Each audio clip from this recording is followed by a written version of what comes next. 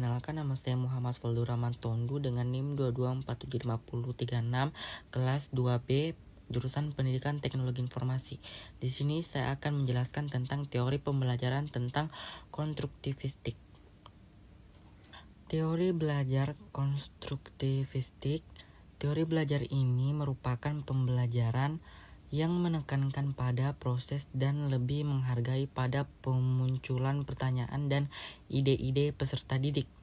Teori ini juga memandang kebebasan sebagai penentu keberhasilan belajar dalam menggali pengetahuan serta upaya.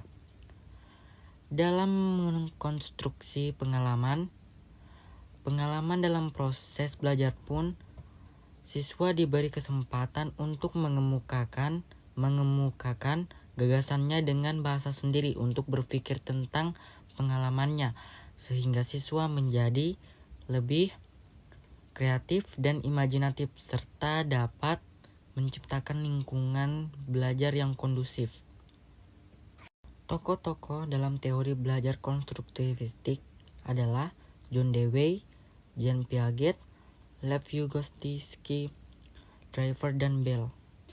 John Dewey bahwa belajar bergantung pada pengalaman dan minat siswa sendiri dan topik dalam kurikulum harus saling terintegrasi, bukan terpisah atau tidak mempunyai kaitan satu sama lain. Belajar harus bersifat aktif, langsung terlibat, dan berpusat pada siswa. Seperti SCL, yaitu Student Centered Learning, dalam konteks pengalaman sosial. Piaget mengemukakan bahwa pengetahuan tidak diperoleh secara pasif oleh seseorang, melainkan melalui tindakan perkembangan kognitif yang dibentuk oleh individual melalui pengetahuan berinteraksi dengan lingkungan terdiri dari atas 3, yaitu bentuk pengetahuan 1, fisik, logika matematik, sosial pembentukan. Pengetahuan itu tersusun atas 3 fase. Pengetahuan atas 3 fase yaitu: yang pertama, eksplorasi, yang kedua, pengenalan konsep, dan yang ketiga, aplikasi konsep. Setiap manusia mengalami urutan tersebut dan dengan urutan yang sama. Belajar dilakukan dalam interaksi dengan lingkungan sosial maupun fisik. Penemuan dalam belajar lebih mudah diperoleh dalam konteks sosial budaya seseorang. Interaksi antara aspek internal dan eksternal. Penekanannya pada lingkungan sosial dalam belajar, yang menurut Driver dan Bell mengajukan karakteristik teori belajar konstruktivistik sebagai berikut adalah: siswa dapat dipandang sebagai sesuatu yang pasif tetapi memiliki tujuan, yaitu belajar mempertimbangkan seoptimal mungkin proses keterlibatan mahasiswa. Pengetahuan bukan sesuatu yang datang dari luar, melainkan dikonstruksi secara personal. Pembelajaran bukanlah transmisi pengetahuan, melainkan melibatkan pengaturan situasi kelas.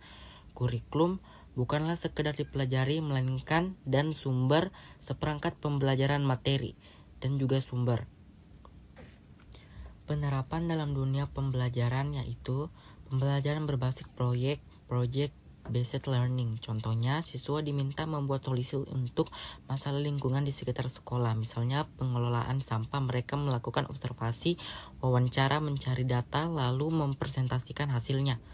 Atau unsur konstruktivistik, yaitu belajar dari pengalaman langsung, kolaborasi antar siswa, pengetahuan dibanding sendiri, bukan hanya disampaikan guru. Kesimpulan, pembelajaran konstruktivistik adalah pembelajaran yang lebih menekankan pada proses dan kebebasan dalam menggali pengetahuan serta upaya dalam mengkonstruksi pengalaman.